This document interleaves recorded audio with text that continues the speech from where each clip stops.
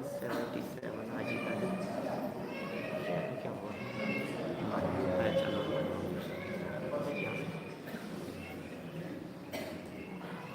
श्री मंगलेश्वर जय श्री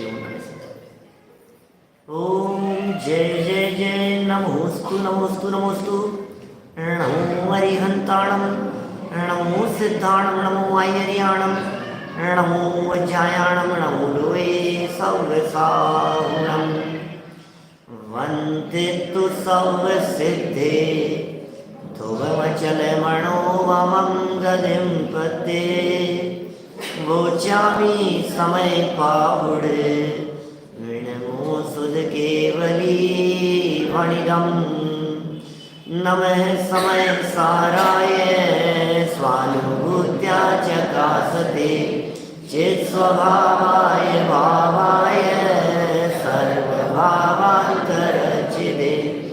जिन स्वानुभूति से खिरी मम स्वानुभूति मधिगिरी श्री विमल धारा जैन श्रुत आनंद अमृत से भरी समता प्रवाह भावती रागादि विकल्प तोड़ी के माँ सरस्वती प्रतिभाव वंदन दृष्टि निज में जोड़ी के दृष्टि निज में जोड़ी के।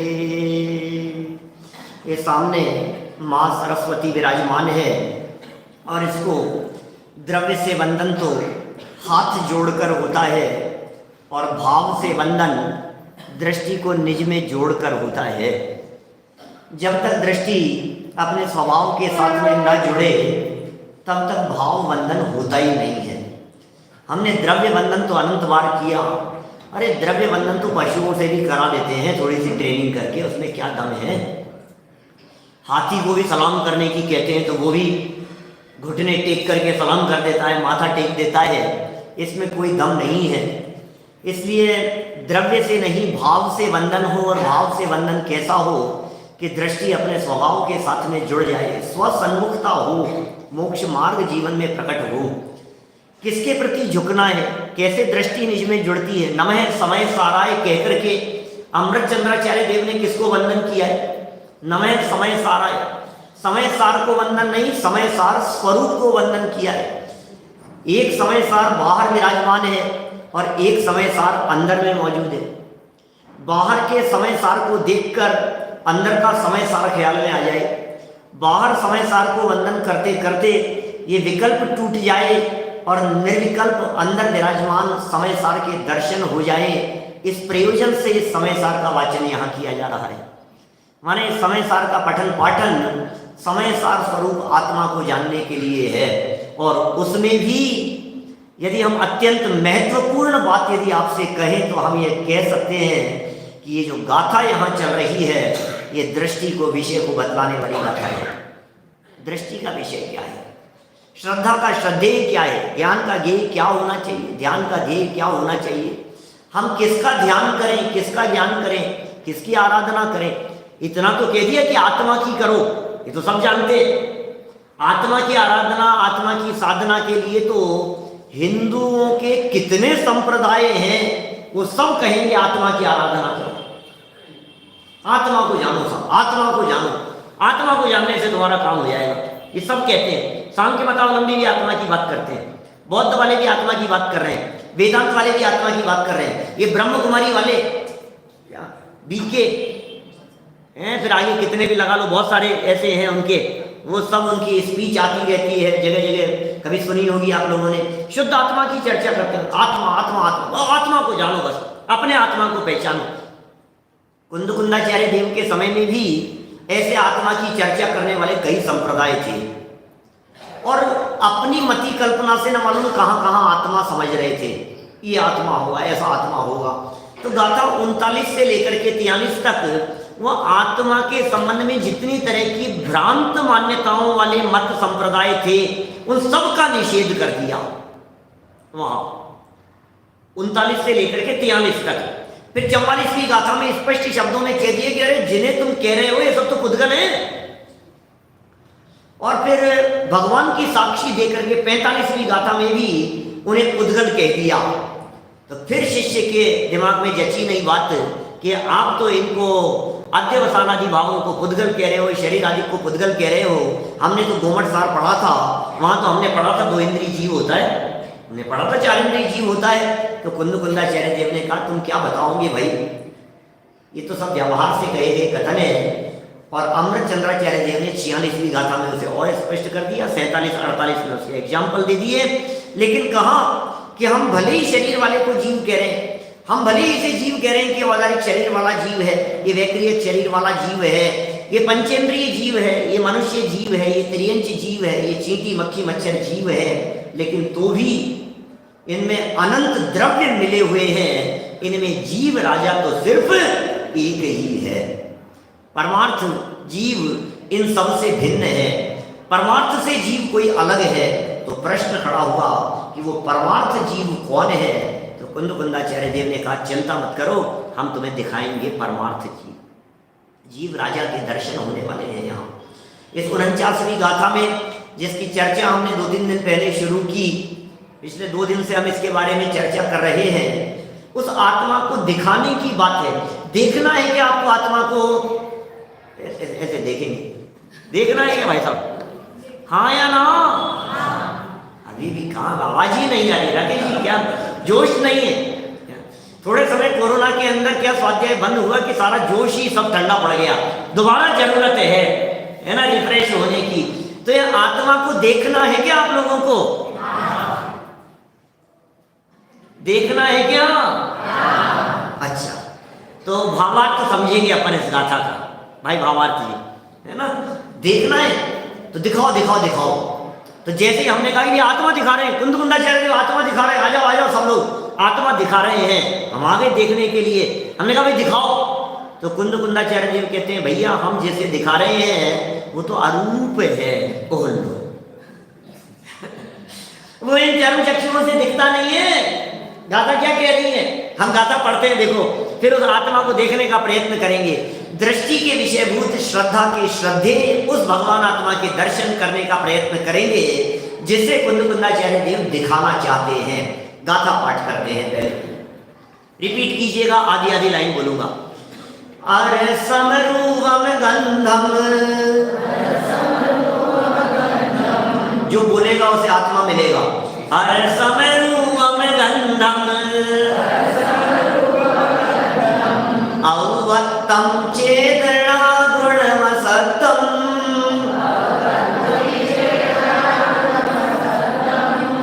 ज्ञानलिंग गहनम जीवमणिदिट संठाणम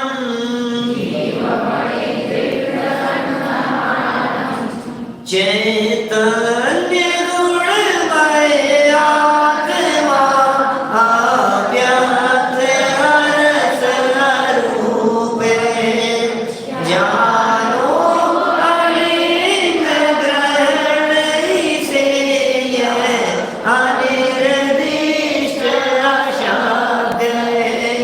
ओ क्या कह रहे हैं? आपके पास में गुजराती पुस्तकें हैं, हिंदी की PDF भेजती क्या सब जगह? मोबाइल में भी आप लोग देखेंगे आपके ग्रुप पर तो आपको हिंदी वाली पुस्तक मिलेगी, ज्ञायक भाव प्रबोधिनी टीका। हम यहाँ से पढ़ेंगे एक एक लाइन तो आपको समझ में आएगी बात है। हमें करना क्या है सुखी होने के लिए? सुखी होने के लिए क्या करना है कि आत्मा को जानो, एक ही उपाय है। हमने सुखी होने के लिए क्या क्या नहीं देखा बताओ? सुखी होने के लिए हम कहाँ कहाँ नहीं घूमे? हम सुखी होने के नाम पर लौकिक में सारे दुनिया भर में घूमे, है ना। लंदन गए, कोहिनूर भी देख करके आए, पेरिस गए, आईफिल टावर देख करके आए, रोम गए और वो मीनार देख करके आए, है ना। वहां चले गए तो वो स्टैच्यू ऑफ लिबर्टी देख आए, उधर चले गए तो नियाग्रा फॉल देख लिए, इधर चले गए अपन आगरा चले गए तो ताजमहल देख आए, दिल्ली चले गए तो लाल किला देख आए। सब जगह क्यों क्यों क्यों भैया क्यों घूम रहे थे आप ये सब जगह पर, क्यों भटक रहे थे इन सब जगह पर, क्यों सुखी होने के लिए? तो सुख मिला क्या? ये सुख तो नहीं मिला। ये क्यों नहीं मिला? क्योंकि आपने ताजमहल देखा था, आपने आत्मा नहीं देखा था। और इस आत्मा को देखने से सुख मिलेगा। हमें तो ये लग रहा था कि दूसरे को देखने से सुख मिलेगा, इसलिए हम भटक रहे थे। और अब पता लगा कि दूसरे को देखने से नहीं, अपने आप को देखने से सुख मिलेगा। तो बोले ये आत्मा कौन है, दिखाओ इसे। बोले दिखता नहीं है। क्यों? क्योंकि अरूपम, दिखने वाला नहीं है भैया। आप जिस तरह से देखना चाहते हो ये आत्मा उस तरह से दिखेगा नहीं। आप जिस तरह से चर्म चक्षुओं से देखना चाहते हो ये चक्षु इंद्रिय का विषय ही नहीं है, ये आंखों का विषय ही नहीं है। इसे तो अरूपी कह करके पुकारा गया है। आप आए हो देखने के लिए और ये कह रहे हैं कि आत्मा वो है जो आंखों के माध्यम से दिखता ही नहीं है। तो साहब हम देखने आए हैं और आप कह रहे हो दिखता ही नहीं है, तो करें क्या?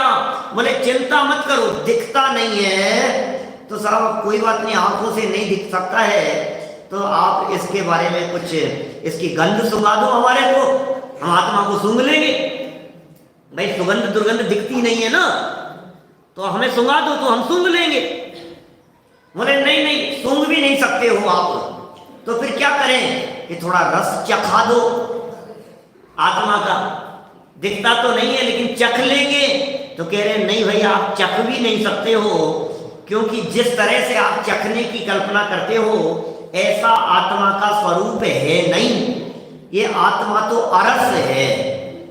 अरे तो फिर हमें उस आत्मा के बारे में कुछ बता दो, कुछ कह दो, तो हम आत्मा को जान लेंगे, सुनकर के जान लेंगे। उसके बारे में कुछ बता दो।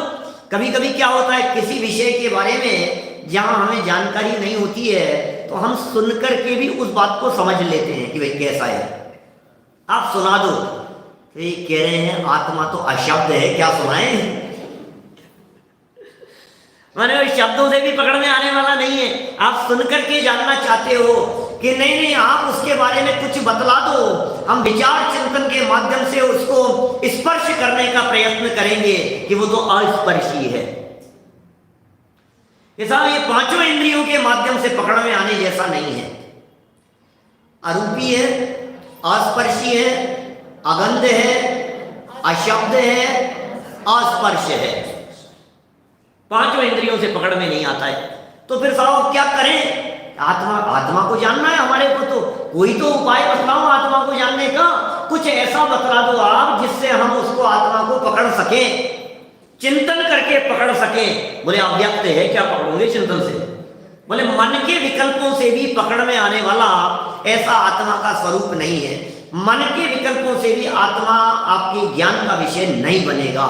मन के विकल्पों से भी ये आत्मा अनुभूति का विषय नहीं बनता है। अव्यक्त कह करके पुकार दिया गया है। तो कोई तो चिन्ह होगा, मुझे आत्मा को देखना है तो कोई तो पहचान का चिन्ह होगा। अगर आत्मा को देखूं कैसे? आत्मा को तो मुझे जानना है।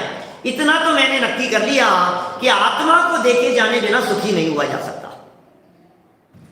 अब आप कह रहे हो स्पर्श से नहीं जान सकते, रस नहीं है उसका, गंध से नहीं पता लग सकता है, उसमें कोई कलर नहीं है, वह शब्दातीत है, वचनातीत है, बोले विकल्पों से भी पकड़ में नहीं आता है। फिर आप करें क्या, समझ में नहीं आ रही है। अव्यक्त है, कोई चिन्ह का बतला दो भाई साहब। तो कह रहे हैं भैया उसका कोई ऐसा चिन्ह नहीं है जिससे आप पकड़ सको। बाहरी चिन्ह उसके लिए कहा अलिंग ग्रहणम, अलिंग ग्रहण है। इसका मतलब उसका कोई बाहरी चिन्ह भी नहीं है। ये कुछ और ऐसा बतला दो कि जिसको हम सुनकर समझ करके उसका कोई आकार प्रकार का अनुभव कर सके। बोले अनिर्दिष्ट संस्थान, कोई आकार प्रकार भी। हे भगवान, जिस आत्मा का अनुभव करना है, जिस आत्मा को जान करके सुखी होना है, कोई इंद्रियों से पकड़ में नहीं आता, वो मन का विषय भी नहीं है। क्योंकि बनारसी दास जी ने लिखा मन पावे विश्राम। मन का विषय कैसे हो सकता है? मन जब विश्राम को प्राप्त होगा तो वो पकड़ में आएगा। वो बाहरी किसी चिन्ह से पकड़ में आने वाला भी नहीं है, उसका कोई आकार प्रकार भी नहीं है। आखिर हम उस आत्मा को जाने तो कैसे जाने? सुखी होने के लिए आत्मा को तो जानना है कोई उपाय आपके पास में? तो कुंदकुंदाचार्य देव ने जितने निषेध किए, निषेधात्मक भाषा का तो कोई अंत नहीं होता है भाई साहब। कितना भी निषेध करते रहो, नास्ति से अस्थि पकड़ में नहीं आती है, अस्थि से ही अस्थि पकड़ में आएगी। और एक अस्थि में, एक अस्तित्व की स्वीकृति में अनंतों की नास्ति हो जाती है।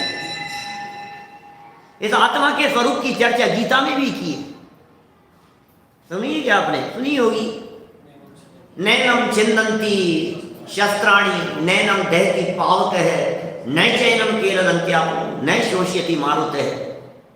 हवा से सुखाया नहीं जा सकता है, जल से उसे गीला नहीं किया जा सकता है, शस्त्र से उस आत्मा को काटा नहीं जा सकता है, अग्नि उसे जला नहीं सकती है।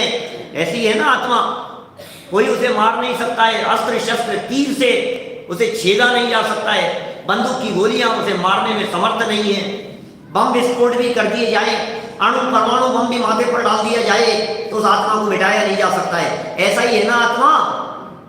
क्यों साहब, ऐसा ही है ना? सही सही लिखा है ना गीता में जो लिखा है?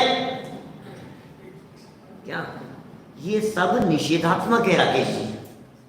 ये सारी बात निषेधात्मक है। ये सब बात उसी तरह की बात है जिस तरह से यदि मैं पूछता हूं 2 + 2 कितने होते हैं, और इसका जवाब यदि ये दिया जाए 2 + 2 5 नहीं होते हैं। इट इज करेक्ट और नॉट?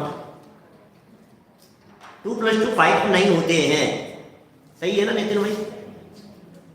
2 + 2 7 नहीं होते हैं, 2 + 2 10 नहीं होते हैं, 2 + 2 12 नहीं होते हैं, 2 + 2 25 नहीं होते हैं, 2 + 2 15 नहीं होते हैं। बोलो सही बात, सही है ना सारे जवाब? कितनी देर तक बोलते रहे अपन कि हमें 2 + 2 का भाव वसन हो जाए या सही जगह पर पहुंच जाए? कितनी देर निषेध करते रहे? बोले अनंतों जवाब हो सकते हैं, तब भी आप सही जवाब तक नहीं पहुंचेंगे। इसलिए एक जवाब दे दो कि 2 + 2 4 होते हैं। बोले इसके अलावा बोले कुछ नहीं है। अब तुम जो कुछ भी कहो, एक अस्थि में अनंत बातों की नास्ति हो गई। हमने जवाब दिया आत्मा कैसा होता है? बोले शस्त्र से नहीं छेदा जा सकता। आत्मा कैसा होता है? बोले चक्कू से नहीं काटा जा सकता। बोले आत्मा कैसा होता है? बोले तलवार से भी टुकड़े नहीं हो सकते। बोले आत्मा कैसा हो सकता है? बोले तोप से भी उड़ाया नहीं जा सकता है। अरे ये तो सब बातें ठीक है, लेकिन होता कैसा है? होता कैसा है? जितनी चर्चाएं वहां की है, अन्य मतावलंबियों द्वारा की है, वो सब बाहरी चिन्हों से पकड़ने की बात कही है, निषेधात्मक बात कही है। समय सारी यह कहता है, ये सारे 8 विशेषणों से निषेध कर देने के बावजूद भी एक विशेषण यहां दिया गया है। बोले वो विशेषण क्या है? बोले चैतन्य गुणमय आत्मा। इससे पकड़ में आएगा। आपको यदि आत्मा को देखना है, आत्मा को जानना है, तो ज्ञान से पकड़ने का प्रयत्न करें, चैतन्य से पकड़ने का प्रयत्न करें, चेतना से पकड़ने का प्रयत्न करें। भैया ये ऐसी गाथा है, मुझे लगता है अमृत चंद्राचार्य देव इस गाथा के बारे में बैठ करके चिंतन मनन करते होंगे।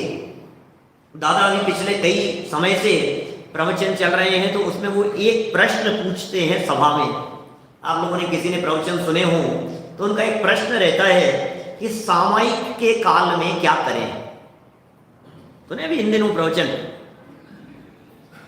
साल 6 महीने में कभी कोई उनके प्रवचन सुने। हर प्रवचन में जब भी प्रवचन करेंगे वो तो एक बात जरूर कहेंगे। आइए जिन सब ध्यान दिया होगा आपने, माने जब भी वे प्रवचन करते हैं तो वो एक बात कहते हैं, मुझे ये बतलाओ, मैं सामयिक के लिए बैठा हूं, ध्यान के लिए बैठा हूं, मैं करूं क्या? माँ चिट्ठई, माँ जंपई, माँ चिंतई। विवेक जी द्रव्य संग्रह की 56 नंबर गाथा।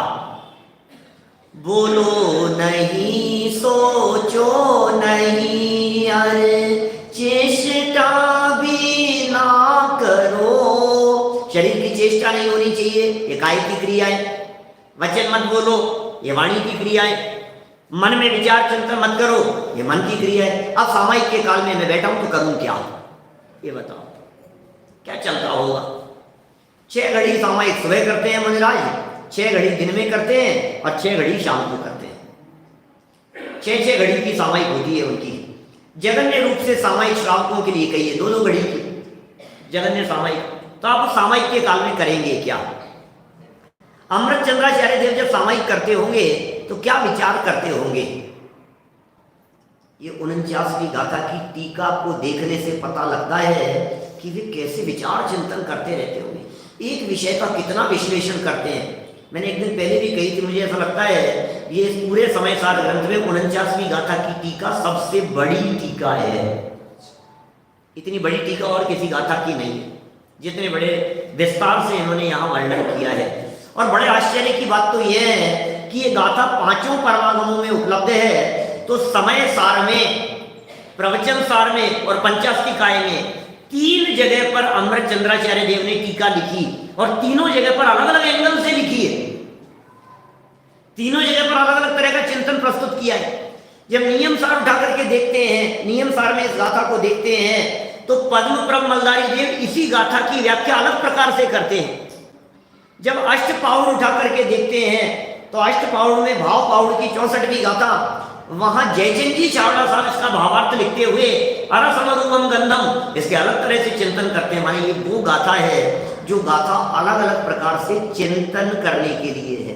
ये गाथा सुनने के लिए नहीं है, ये सुनने सुनाने की चीज नहीं है, इसका तो चिंतन करो। पहला विशेषण अरस, अब आत्मा अरस है, इसका चिंतन करो, अरस के बारे में विचार करो।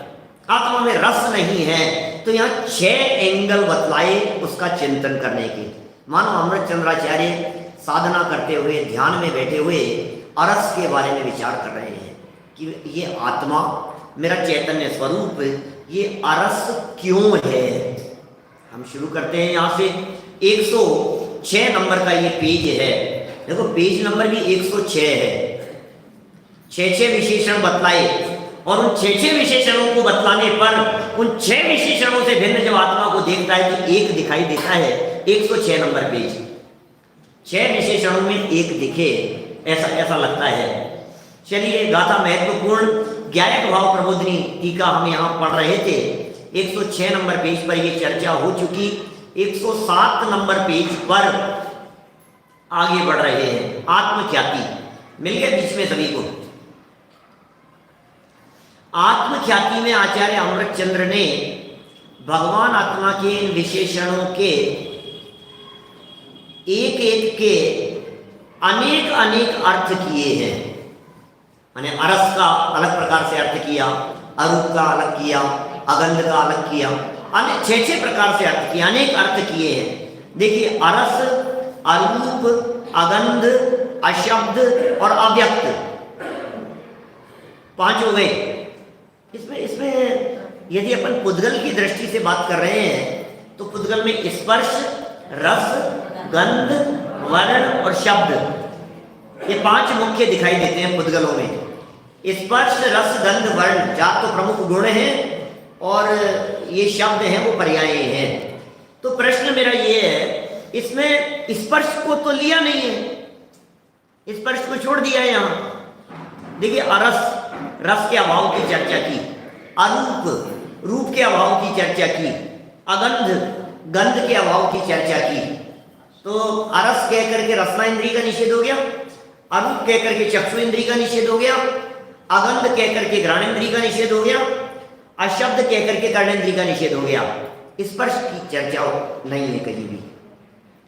तो अमृत चंद्राचार्य, हो सकता है छंदानुरोध से नहीं आई वो चर्चा, तो अमृत चंद्राचार्य देव ने अपनी टीका में स्पष्ट रीति से उन्होंने अस्पर्श के लिए भी 6 बोल दिए,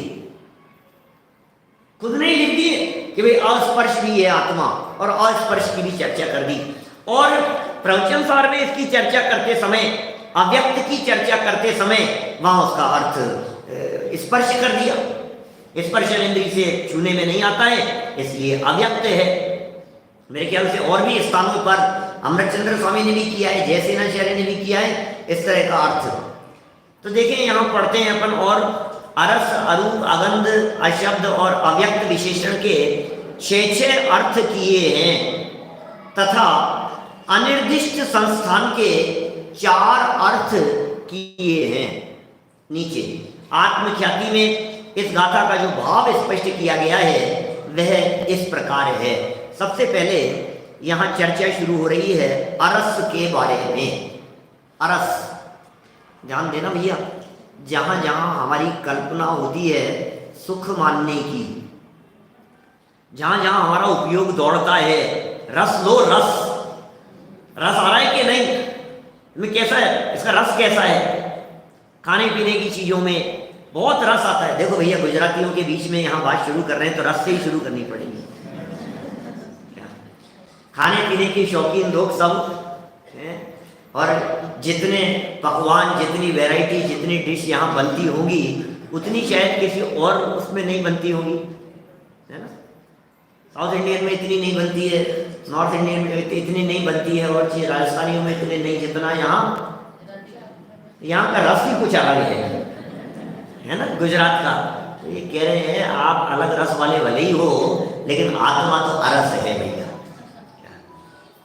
पंडित जी आपको क्या पसंद है, क्या बनाएं, आपको किसमें रस है? भैया हमें किसी में रस नहीं है, हम तो अरस है। यहाँ अमृत चंद्राचार्य देव 6 तरह से चिंतन करेंगे उस अरस का। ये आत्मा अरस क्यों है ये बतलाओ।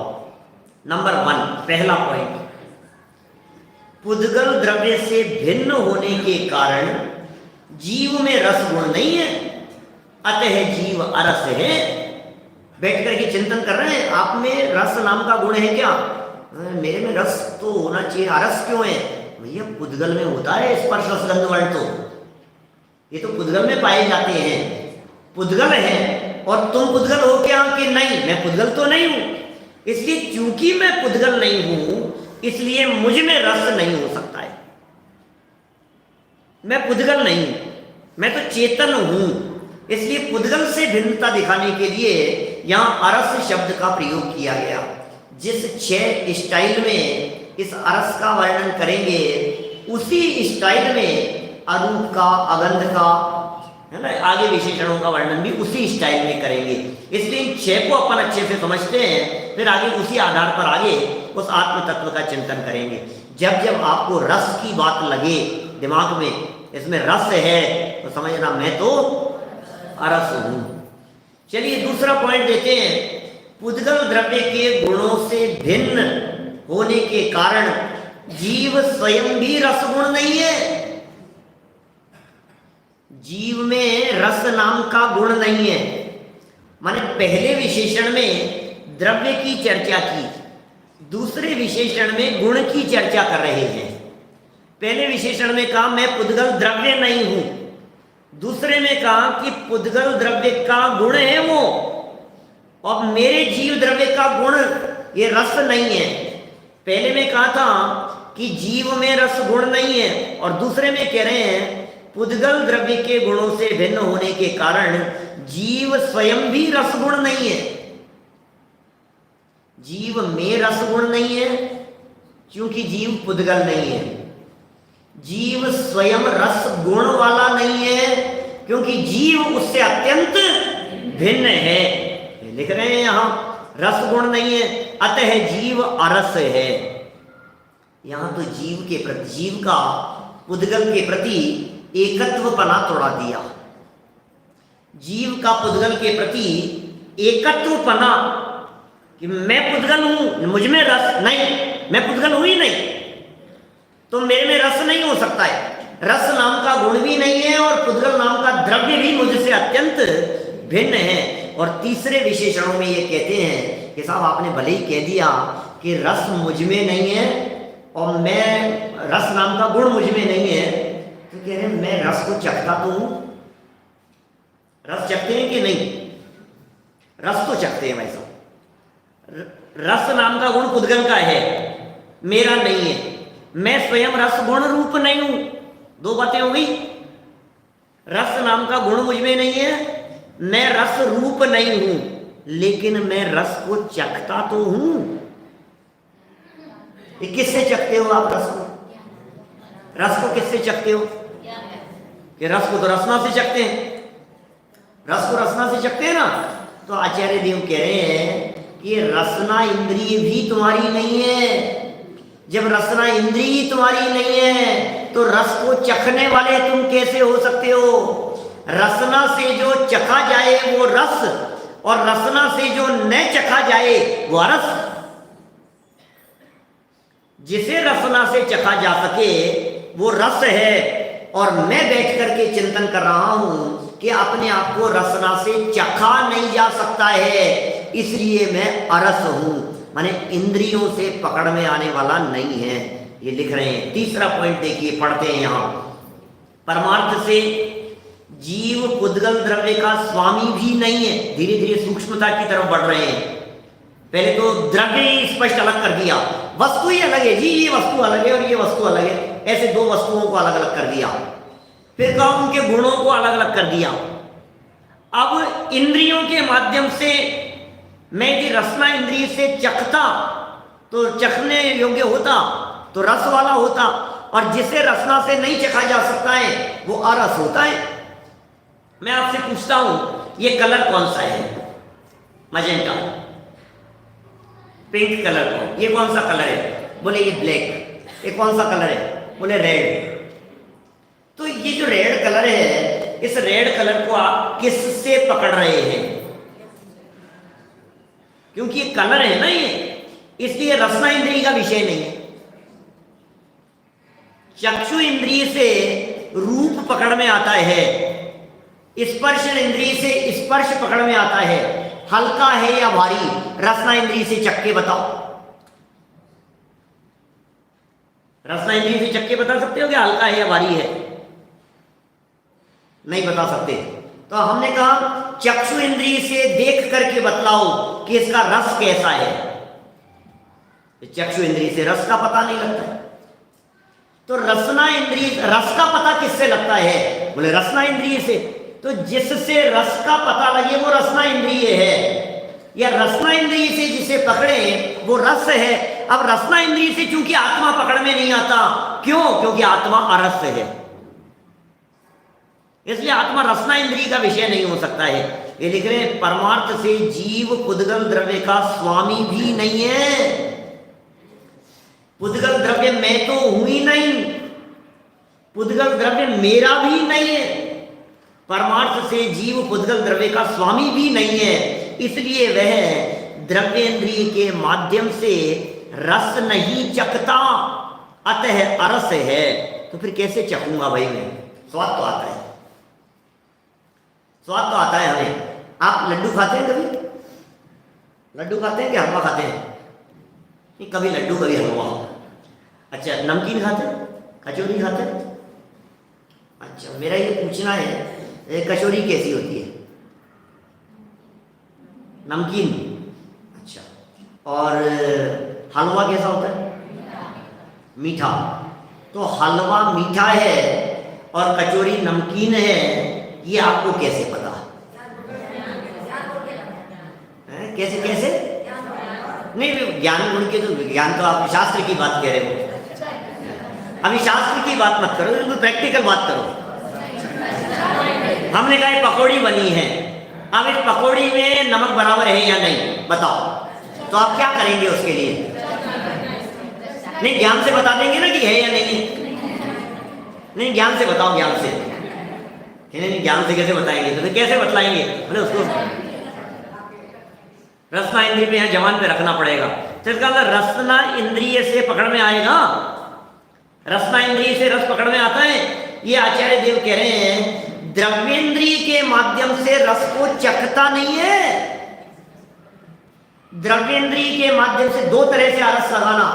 द्रव्येंद्रिय के माध्यम से बाहर का रस पकड़ में नहीं आता, द्रव्येंद्रिय से पकड़ में नहीं आता है।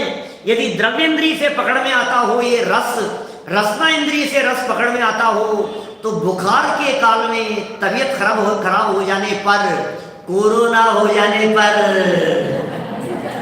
टेस्ट चला गया। ज्ञान गया कि नहीं गया? कि ज्ञान तो नहीं गया, पता नहीं क्या हुआ, टेस्ट नहीं आ रहा, मेरे को पता नहीं घबराहट हो रही है, टेस्ट नहीं आ रहा। कोरोना तो नहीं हो गया, मेरे को टेस्ट ही नहीं आ रहा है। तो रसना इंद्रिय तो है, टेस्ट क्यों नहीं आ रहा है? इसका मतलब है रसना इंद्रिय से रस पकड़ में नहीं आता है। कभी बुखार तेज हो रहा हो, मीठी वस्तु भी जबान पर रखने पर कड़वी लगती है, बताओ उस वस्तु का स्वाद कड़वा है या मीठा है? वस्तु का स्वाद तो मीठा है, तो रसना इंद्रिय तो नहीं पकड़ पा रही है ना। तो कहते रसना इंद्रिय से पकड़ लेते हैं हम। तो रसना इंद्रिय से जिसको पकड़ रहे हैं हम, वो भी रसना इंद्रिय से नहीं चखने में आता है। रसना इंद्रिय से जो चखने में आ रहा है वो पुद्गल था, और रसना इंद्रिय से जो चखने में नहीं आ रहा है वो आरस था। यहां इस विषय को दो तरह से लगा सकते हैं अपन। आइए जैन साहब, रसना इंद्रिय से मैं पर का रस नहीं लेता, और रसना इंद्रिय से आत्मा भी पकड़ में नहीं आता। रसना इंद्रिय से ये रस नहीं लिया जा सकता, इसलिए भी मैं अरस हूं। द्रव्येंद्रियों से रस विषय नहीं किया जाता, इसलिए भी अरस है। बच्चों की बालबोध पाठमालाओं में पहली भाग में ऐसा पढ़ाया है।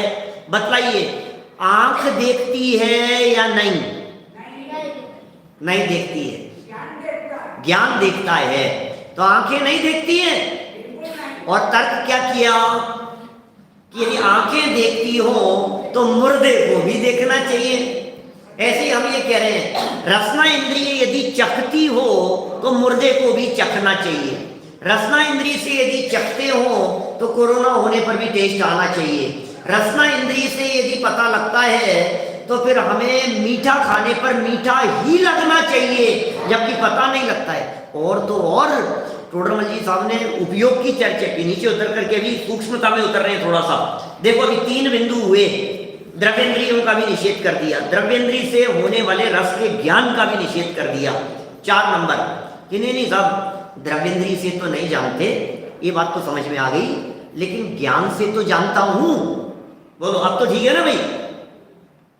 क्या भाई, मैं द्रव्येंद्रिय से तो नहीं जानता, चिंतन कर रहे हैं बैठे बैठे।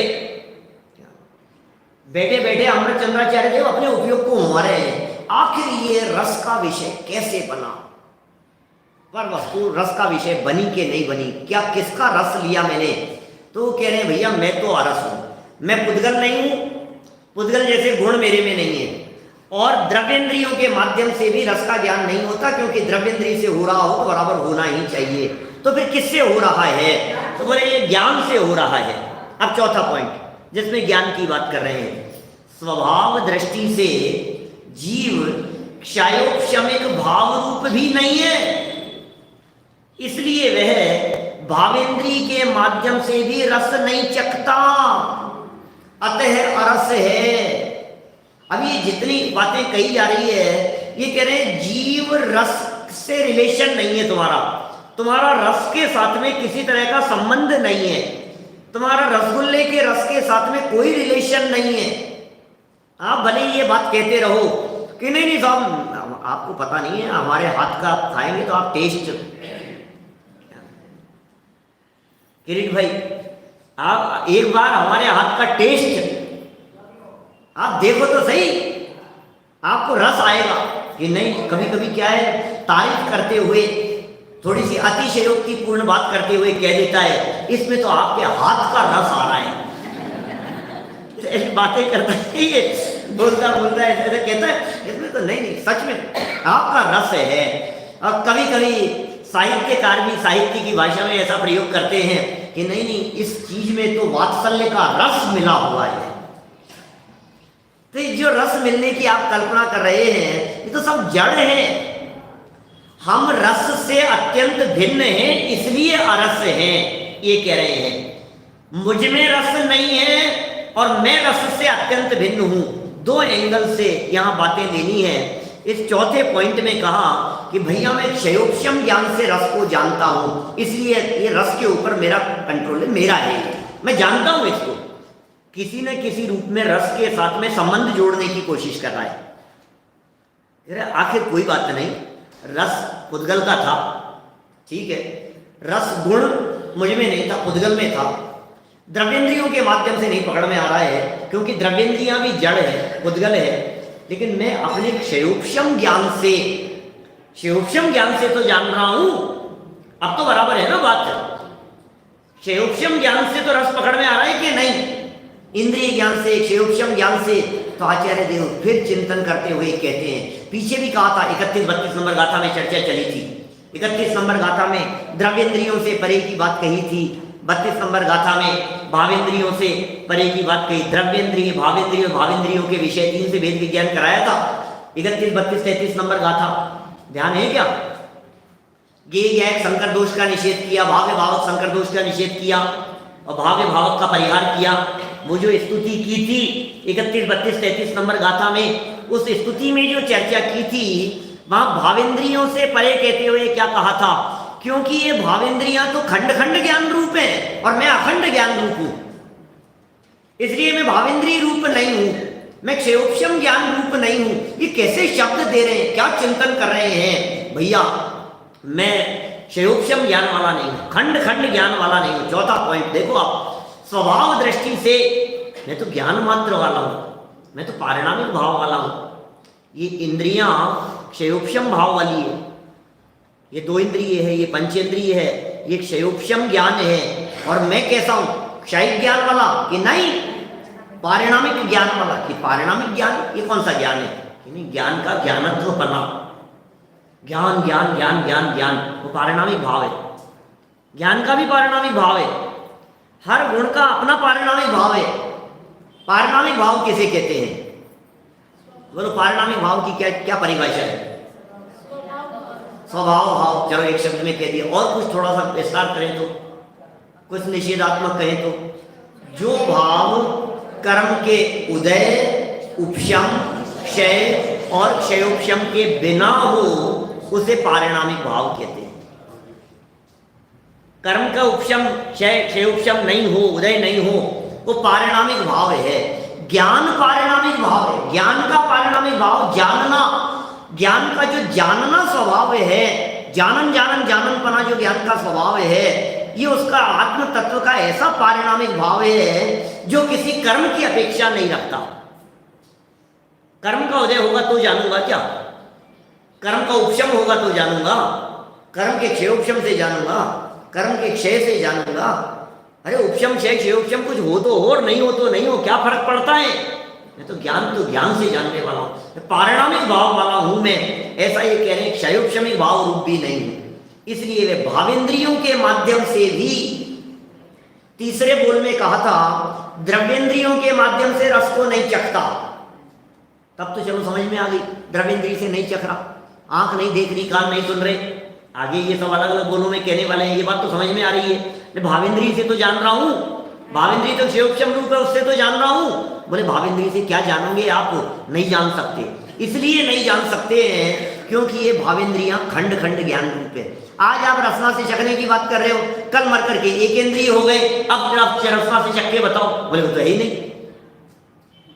आज आप ये कह रहे हो कि मैं कर्णेंद्रिय से सुन रहा हूं और कल कर्णेंद्रिय नहीं है, तो फिर सुनने का क्या होगा, खत्म ही हो जाएगी ना बात। कई बार ऐसा होता है कि कर्णेंद्रिय से नहीं सुनते हैं, आप चक्षु इंद्रिय से सुनते हैं।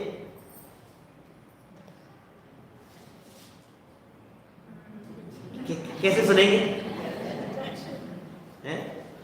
कर्णेंद्रिय से नहीं सुना है, हमने इशारा करके बुलाया तो आपने कैसे सुना, चक्षु इंद्रिय से सुना, तो चक्षु इंद्रिय से भी सुनना होता है ऐसा। अब ये बड़ा विचित्र है स्वरूप। इसलिए आचार्य देव कहना चाह रहे हैं भैया ये क्षयोपशम ज्ञान है, ये तो खंड खंड रूप होता है, और हम क्षयोपशम ज्ञान वाले भी नहीं है, क्योंकि क्षयोपशम ज्ञान के माध्यम से उपयोग जहां जुड़ा हुआ होता है वहां पकड़ में आता है। क्षयोपशम ज्ञान भावेंद्री का क्या स्वरूप है, भावेंद्री की परिभाषा बतलाओ तत्वार सूत्र के आधार से। तत्वार सूत्र याद है किसी को? तत्वार सूत्र तो महान शास्त्र है भाई। तत्वार सूत्र के दूसरे अध्याय में निर्वृत्ति उपकरणे द्रव्येंद्रियम और लब्धि उपयोगो भावेंद्रियम, लब्धि और उपयोग को भावेंद्री कह रहे हैं। यहां भावेंद्री से रस पकड़ में नहीं आता, इसका मतलब जो उपयोग है ना, लब्धि उपयोगो, वो भावेंद्री, उसके माध्यम से रस के निषेध की यहां चर्चा कर रहे हैं। नहीं, बात ख्याल में थोड़ा उपयोग को सूक्ष्म करके समझने का प्रयत्न करना। बोले उपयोग तो जुड़ा है हमारा रस में, और सामने कोई विषय आया तो दिखता नहीं। उपयोग तो लगा है किसी चीज को देखने में, और हमने खाया तो वो उपयोग चूंकि उधर था तो ये भावेंद्रियों से रस चखने में नहीं आता। भावेंद्री से ये रस पकड़ में नहीं आता। टोडरमल जी का तो कितना जबरदस्त अपने सामने जीता जाता उदाहरण है खुद का, उनकी लाइफ की घटना। 6 महीने तक नमक नहीं डाला उनकी मदर ने, 6 महीने नमक ही नहीं डाला। क्यों? पता है घटना क्या घटी होगी? ऐसा हुआ होगा, टोडरमल जी साहब ने भोजन करने के लिए आए, आकर के बैठे और माँ ने खाना परोसा, भोजन किया, टोडरमल जी भोजन करके चले गए। फिर माँ ने स्वयं भोजन किया तो पता लगा अरे आज तो नमक ही नहीं था। उसको पता नहीं लगा क्या?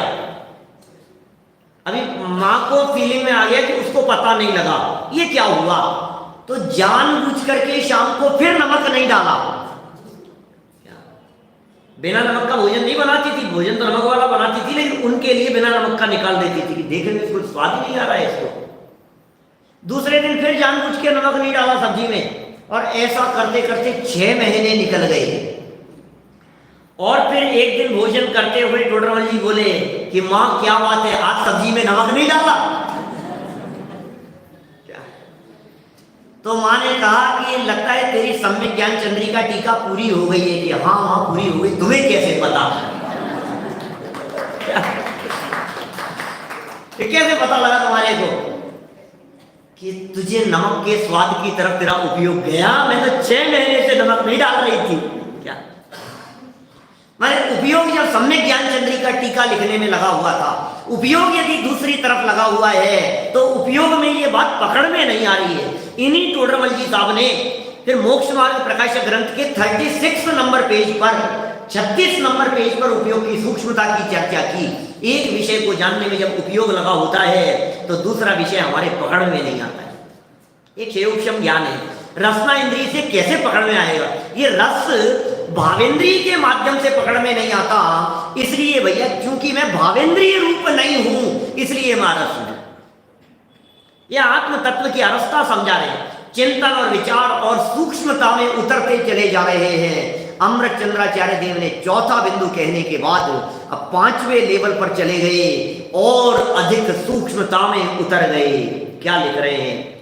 समस्त विषयों के विशेषों में साधारण ऐसे एक ही संवेदन परिणाम रूप जीव का स्वभाव होने से वह केवल एक रस वेदना परिणाम को पाकर रस नहीं चखता, अतः अरस है। कुछ समझ में आया क्या? थोड़ी सी भाटिया जटिल हो गई, पढ़ने में थोड़ा सा कठिन जैसा लगता है, लेकिन कठिन नहीं। मैं यदि इसका भावार्थ बताऊं तो क्या कह सकता हूं? इसका बहुत सरल शब्दों में यदि मैं भावार्थ कहूं तो मैं ये कह सकता हूं, इसमें लिखा है मैं रस रूप इसलिए नहीं हूं क्योंकि मैं अकेला रस को ही नहीं चखता, मैं रस का ही ज्ञान नहीं करता, मैं और भी विषयों का ज्ञान करता हूं, इसलिए अरस हूं मैं। देखो जैसे किसी व्यक्ति के बारे में, अब मेरे बारे में कई लोग कह रहे थे ये कर्णानुयोग वाले हैं, एक कर्णानुयोग वाले हैं। अब जैसे हमारे संजय जीवर जी हैं, उनके बारे में ये कथा वाले हैं, ऐसा कहते हैं ना। किसी भी व्यक्ति के बारे में ऐसे नामकरण कर ये ऐसे हैं कि ये कौन है? ये मोबाइल वाले हैं, ये मोबाइल स्टोर है इनका इसलिए मोबाइल वाले हैं। ये क्या नाम है अपना, कुछ भी किसी के लिए भी नाम दिया जा सकता है। अरे ये तो शेयर मार्केट वाले हैं, अरे ये तो ज्वेलरी वाले हैं, अरे ये तो गोल्ड वाले हैं, ऐसा कह देते हैं ना। अब यदि वो व्यक्ति ये कहे कि मेरा अकेला गोल्ड का बिजनेस नहीं है, मेरे तो 10 बिजनेस चलते हैं, तो मुझे गोल्ड वाला कहना ठीक नहीं है। मुझे भी ऐतराज होता है भाई विवेक, जब कोई लोग ये कहते हैं ना कर्णानुयोग वाले हैं, तो मैं कहता हूँ साल में 4 दिन कर्णानुयोग नहीं पड़ता, पूरे साल भर तो द्रव्यानुयोग चलाता हूँ, फिर भी पता नहीं क्यों लोग द्रव्यानुयोग, ये कर्णानुयोग वाले, कर्णानुयोग वाले। हाँ ठीक है, कर्णानुयोग भी पढ़ते हैं, प्रथमानुयोग भी पढ़ते हैं, चरणानुयोग भी पढ़ते हैं, हम तो चारों अनुयोग पढ़ते हैं हम तो एक कहें किसी के बारे में, जैसे मान लीजिए कोई व्यक्ति भोजन बहुत अच्छा बनाता हो और उसके लिए ये कहा जाए ये समोसे बहुत अच्छे बनाते हैं, तो कैसा आएगा फीलिंग? अरे समोसे क्या, आपने हमारे हाथ की जलेबी नहीं खाई, आपने हमारे हाथ का लड्डू नहीं खाया, आपने हमारे हाथ का हलवा नहीं खाया, मतलब कौन सी ऐसी चीज है जो हमारे हाथ से अच्छी नहीं बनती है? तब ये कह रहे हैं आत्मा रस को जानता है, ऐसा कहा। तो कुंदकुंदाचार्य देव, अमृतचंद्राचार्य देव ये कह रहे हैं कि मैं रस को नहीं जानता, रस से भिन्न हूं इसलिए अरस हूं, ये बात बनती नहीं है। अरे रस को क्या, मैं तो जगत के सारे पदार्थों से भिन्न हूं, ये दिखाना चाह रहे हैं यहां। अकेले रस को नहीं, मैं तो सामान्य साधारण स्व संवेदन परिणाम वाला हूं। वापस देखिए 5वां बिंदु, समस्त विषयों के विशेषों में साधारण, समस्त विषयों के विशेषों में साधारण। इसका मतलब ये कहना चाह रहे हैं, मैं जिस समय हलवे का स्वाद ले रहा था उसमें भी साधारण ज्ञान का ही स्वाद ले रहा था। जब मैं मिश्री का स्वाद ले रहा था उसमें भी सर्व साधारण ज्ञान का ही स्वाद ले रहा था, इसलिए मैं मिश्री का स्वाद नहीं ले रहा था। क्या हलवे के स्वाद के काल में हलवे का स्वाद नहीं ले रहा था, मैं तो हलवे से भिन्न ज्ञान का स्वाद ले रहा था। कितना सुंदर शब्द दिया है, समस्त विशेषों के, समस्त विषयों के, विषय कौन कौन से, सारे विषय लगा लो। रस की चर्चा चल रही है इसलिए खाने पीने की सारी चीजें लगा लेना। कितना महत्वपूर्ण शब्द है, यदि इसकी थोड़ी सी गहराई में अपन जाने का प्रयत्न करेंगे। समय तो हो गया है अपना, पूरा करते हैं, देखो इसको फटाफट।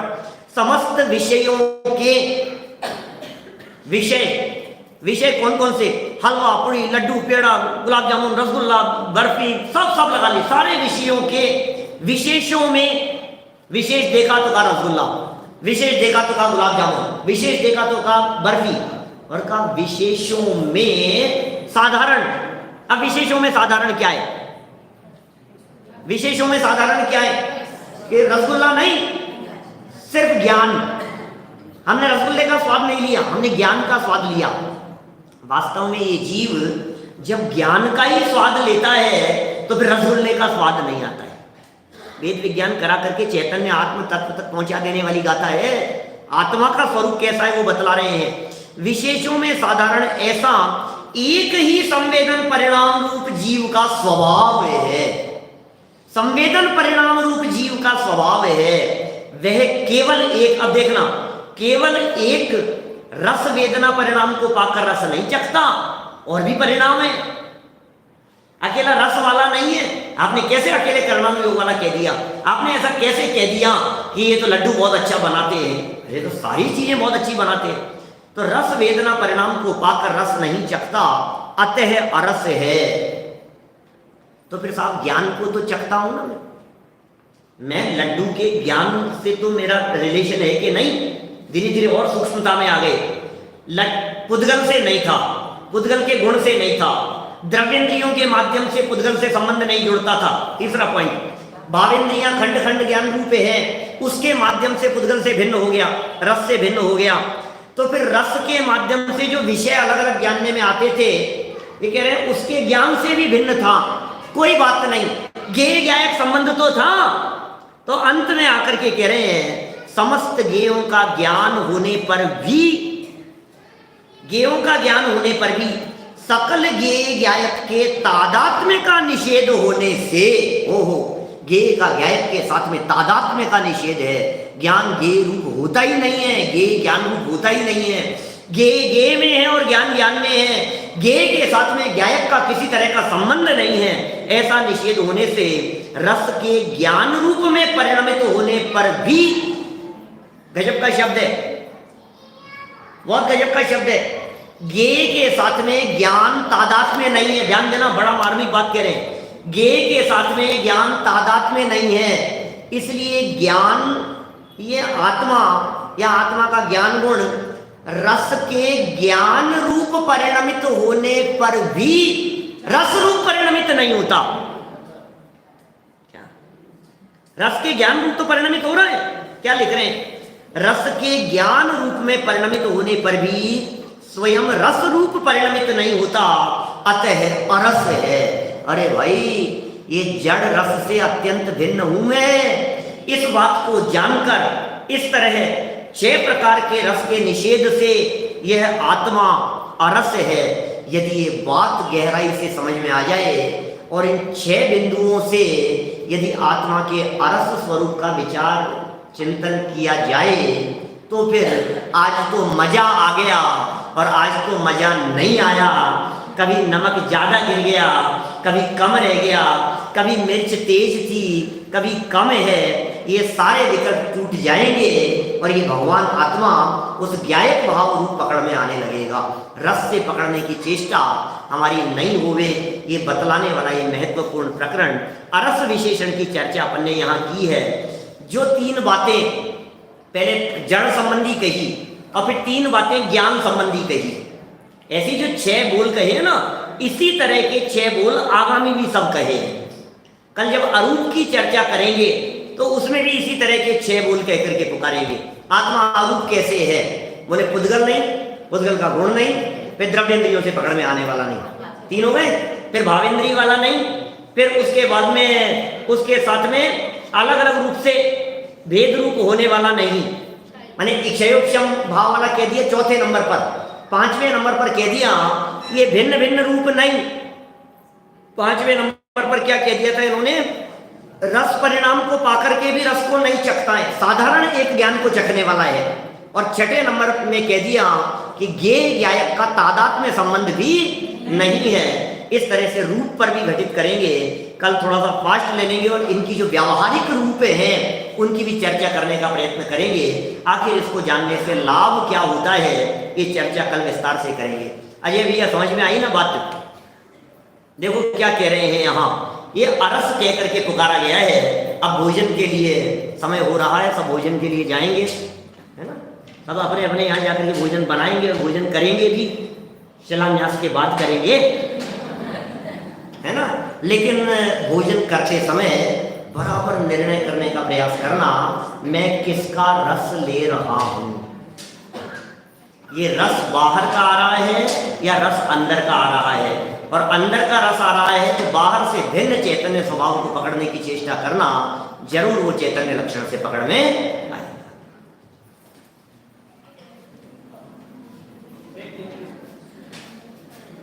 सोचना